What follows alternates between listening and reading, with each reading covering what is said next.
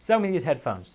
What's up, guys? Today I'm going to be talking all about how do you actually prove your value to somebody that may not actually see it. So I'll walk you through what is value, who is like the perfect person to prove value to, and then how do you actually do it. So make sure you stick with it. And also, little caveat, if you're easily offended, don't watch this because I start off with a pretty heavy rant all about value and how you're entitled to nothing. Check it out.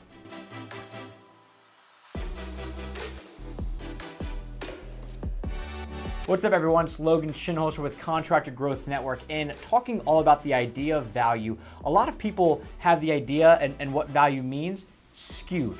They have it all wrong, and here's what I'm talking about. A lot of people think that because they're good at something or because they have worked really hard, that they're owed something. Let's say, for example, I'm a kitchen remodeler. Because I built a great kitchen, I deserve to be hired over and over and over. And in reality, that's not true at all. There's a quote by Tony Robbins that's, "You are paid for the value you add, not for the value that you are." If you're going out and you're thinking in your head, I'm a kitchen remodeler, and I know for me, I'm worth $50,000 to build a kitchen. If nobody else out there is gonna pay you 50 grand, then you're not worth that. The market will dictate your value and your price. All right, it's the whole idea of capitalism, supply and demand, and if nobody wants your service, doesn't matter how much you think you're worth or how much your mom says that you're worth, you're not worth that. So we're gonna talk about how do you actually prove your worth, because a lot of people and a lot of contractors, a lot of business owners don't always sell on value. They sell on features or stuff that they can do, and then they're not able to actually ask for the high ticket dollar items that they feel they're owed. So let's first talk about how do you actually sell on value and who are you selling to? There's two real reasons why people buy: pain, pleasure. That's pretty much it. Either right now or at some point they're dealing with pain. There's something that's going wrong in their life and they need this problem fixed. On the flip side, you've got pleasure, things that are nice to have and want. Nobody's gonna die if they don't take a trip to Disney World, but it would be super fun to do that. That's a pleasure thing. Versus pain, you have a flat tire. That's pain. They're not gonna take pleasure in going to AAA and getting their tire fixed. Now let's talk about timelines, because you've got an immediate issue and a future issue. The easiest thing to sell on is present pain, meaning somebody has a problem right now. And you can prove your value by speed. If there's a pain point literally right now that somebody has to get fixed, a popped tire, or a leaky roof or something like that, that's the easiest way or the easiest thing to actually sell to, because people are dealing with an issue that they want fixed right now. For example, I had two tires that kept leaking air, kept leaking. I was at AAA and they said, look, we got 4 tires right now on the spot that we can pop on your car. Paid like $1,500 for those, which is like twice the price of anybody else. But at the same time, I couldn't drive off the lot because both tires were leaking, so I needed to then figure out some other way. So I said, screw it, just get it done. That's pain right now. So for your value, most of those people that are dealing with pain right now probably aren't that concerned with price as much as they are just fixing the problem. Be aware of that. So when you're dealing with somebody who's dealing with pain right now, it might be more about speed. That's the most valuable piece to them. Pain in the future. This is a bit harder because they're not experiencing it now, but it's still pain and you still have to dig deep into that. So if you know, for example, somebody's roof, it's not quite leaking, but there's a lot of issues with it, you need to talk about that and bring up the fact of, hey, if there's one more storm that comes in and it blows the rest of the shingles off the roof, it's gonna leak. What are you gonna do then? Well, I guess I'll call you up then. Okay, well, what if we just fix it right now? So you still kind of dig on that pain, but you can do a lot of what is gonna happen then, because they know it's inevitable. They know it's gonna happen. You just have to know how to ask, well, when the situation does happen, what are you gonna do then? And then try to bring it back to, well, what if we could just fix it right now and prevent that from ever happening? Let's talk about pleasure right now.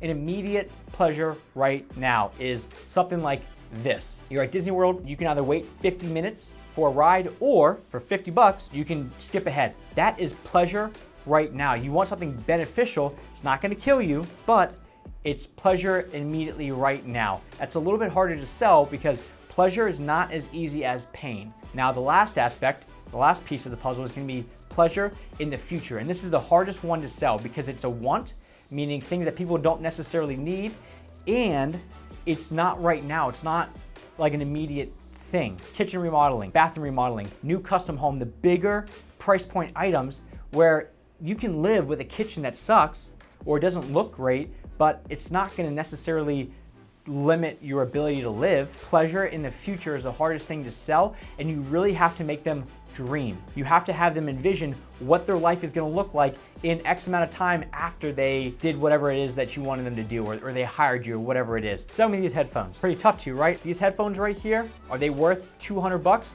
Some people say yes, some people say no. For me, I listen to music all day long as I work. Also, if our camera guy who sits behind me, Alex, gets sick, I don't have to listen to him sniffle all day long. So, is 200 bucks worth it that I can get my peace of mind back and actually get work done versus trying to guess the next time that he's gonna sniffle, kind of like the Chinese water torture treatment? It's well worth 200 bucks. So pleasure in the future is a tougher thing to sell. Go more for the visualization side of things of imagine what your life is gonna look like after X amount of time, and then know that if it's pleasure and it's off in the future, well, you're gonna have to stay in touch until they're ready. You can try your best to get them to buy a little bit faster, but if it's pleasure in the future, that's the hardest thing to sell. Make sure that you're touching base throughout the process, and that's gonna be your best bet to capture them when they are ready to finally buy. So now that we know the 4 different types of reasons that people buy, let's talk about features versus benefits. When we're talking about providing the value, there's one big idea that you have to do. And outside of hitting that like button, it's actually selling your benefits versus your features. When you sell on features, you're selling on a widget. You're more of a commodity, or in essence, if let's say back to that kitchen remodeling example, if all you're doing is selling just features of the kitchen, you know, new lights, new appliances, stuff like that, then every other contractor out there and every other kitchen remodeler out there can do the exact same thing and say the exact same thing. Because that's what most people sell on, is they sell on the technical specifications. On the flip side, that's a feature. If you talk about the benefits, you sell on the benefits, that's where the value is added. Meaning, what is this person gonna get with those new light fixtures? Oh, with these new light fixtures, not only is it gonna look good, but it's also gonna allow you to make it much easier to cook in the kitchen for your family. There's a cause and effect, and if you're selling on the effect, that's when people really wanna hire you, because you're helping solve their actual problem, not just their surface level problem. Instead of saying, yep, we're gonna hook you up with the best appliances out there, what if you talk about appliances that never, the best appliances, the reason that people want those is because they don't ever break. So instead of saying we're gonna get you the best appliances, what if you said we're gonna get you appliances that will never break, so you never have to worry about your milk spoiling in the refrigerator, because this will always work. So one's a feature and one is actually a benefit. And when you sell on the benefit, that is where the value truly comes in. So are people gonna spend an extra $5 grand on a refrigerator? Probably not. But are people gonna spend an extra $5 grand knowing that they're never gonna have to worry about their refrigerator in the next 15 years because it's always gonna work? That's worth it. So when you're selling and you're trying to push your message across, if what you're doing is selling specifically just the product or the widget or the specific feature, it's gonna be a lot harder than the benefit that people are actually getting from hiring you or buying your product.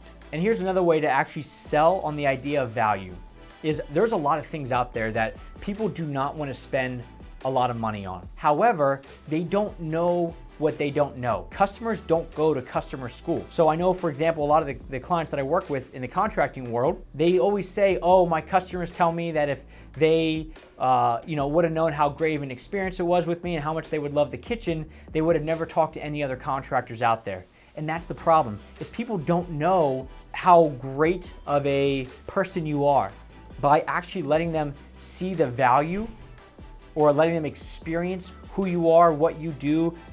That goes a long way as far as value provided. So here's a little test for you to see how valuable are you really. Pick 3 benefits that you provide to people, 3 reasons why people hire you and the benefits that come with them, and formulate 3 things that, when combined, no other competitor in your area can use. Let's say your big 3 are communication, good experience, good product. Well, everybody else can use that. But if it's good experience, good communication, and 50 years experience, so you've seen it all, well, if no other competitor in your area has that much experience, and that's a true benefit to people, that combination makes your value unique to just you. Okay, put me on the spot. What are the 3 things that make Full Sail unique? Because, there's other companies that say, oh, we help out with, local businesses getting their phone to ring, things like that. Now, we focus specifically on digital marketing for contractors. Here are the 3 things that make us unique.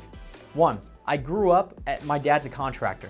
All right, so I understand the backside of what it's like to be a contractor. I used to work in the field, so I understand what it's like to go out, work all day long, and the last thing you want to do is deal with your marketing stuff. So 1, I've been in that world. 2, we speak in layman's terms. So all this marketing jargon that is very easy to throw at you and make you confused, we don't use any of that. And 3, we do tons and tons of sales training, and the benefit of that is instead of just talking about, the products or services that you sell, let's say on your website or on Facebook ads, we actually know how to sell to clients. So we're taking all the sales principles and then we're putting that just online in a digital form. So instead of focusing on the marketing, we're actually focusing on the overall selling side of things, because we understand at the end of the day, you got to sell the work. You can't just generate a lead.